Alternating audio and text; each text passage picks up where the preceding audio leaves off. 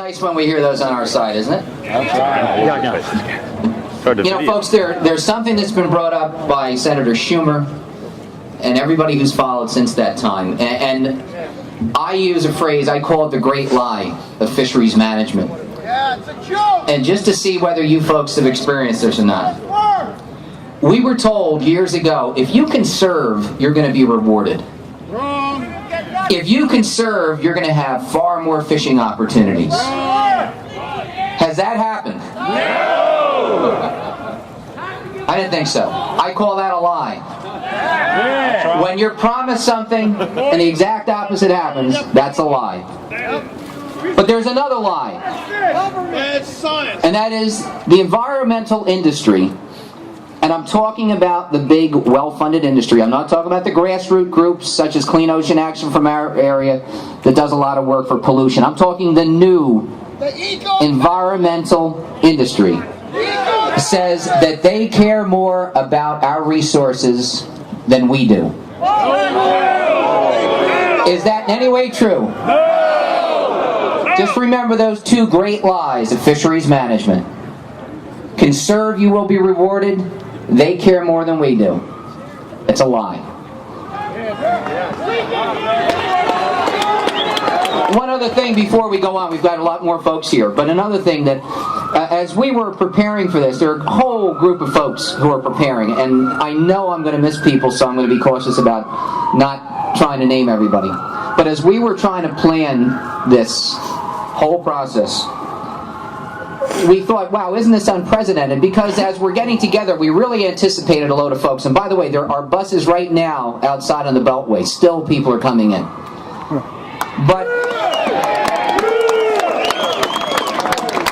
I have a different perspective when I was thinking about this last night. It is not unprecedented, it's uncommon to have commercial fishermen and recreational fishermen get together and say we have a common cause. And that's what this is all about, a common cause of both. Folks, we are brothers and sisters in this struggle. That's all there is to it. We're brothers and sisters in a struggle. We worked together to get the Magnuson Act. Remember the Magnuson Act when it was first passed. 200-mile limit.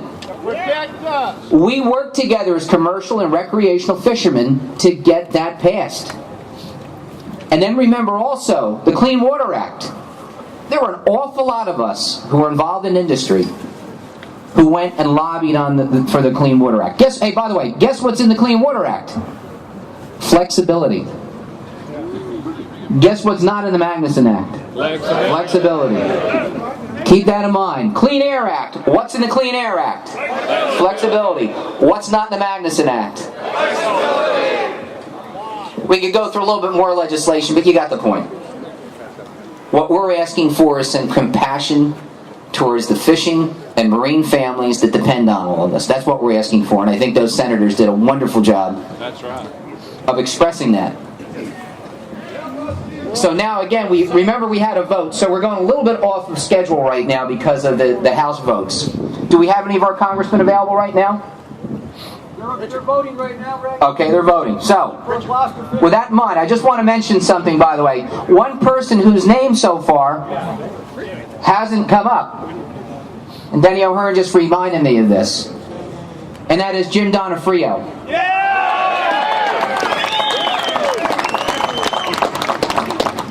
Now, some people suggest that Jim is passionate. I don't know if I buy into that program. Some people suggest that sometimes if he disagrees with what someone's doing from a political standpoint, he will stand up and give them some hell. I don't know about that. What I do know is that the passion of people like Jim is what brought all of us here and what is driving the train to what we ultimately hope is going to be a successful passage of the flexibility legislation. But there's more to it than that. There are folks who've walked around with signs who talk about science. And those of us who've been involved in the fisheries management process look at what they call science and saying, you've got to be kidding me. Bullshit! Well, I wasn't going to word it that way, but it's something similar. Yeah. That's a scientific term, but again, I'm not a scientist, so I can't say that for sure. But you get the point. And that is that there is a real big science problem. There are a lot of issues that we wanted to touch today.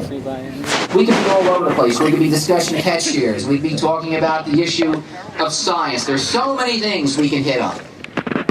But we've only got so much time, but most importantly, we have something we have to concentrate on. I see a catch shear sign back there. That's right. Hey, by the way, I just talked about science and I talked about catch shears. Does anybody know what the National Marine Fisheries Service budget's going to be doing this year? $5 billion! Let's just simplify it by saying, you know, all the bad science that we've complained about? There's more of it to come. Guess where the money's going?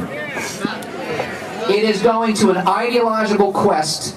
We're not saying who has that ideological quest, although she certainly has an ideological quest. But it is going towards an ideological quest to impose catch shears, whether we want them or not, whether they're a good idea or bad idea in a certain fishery, that's for us to all work on.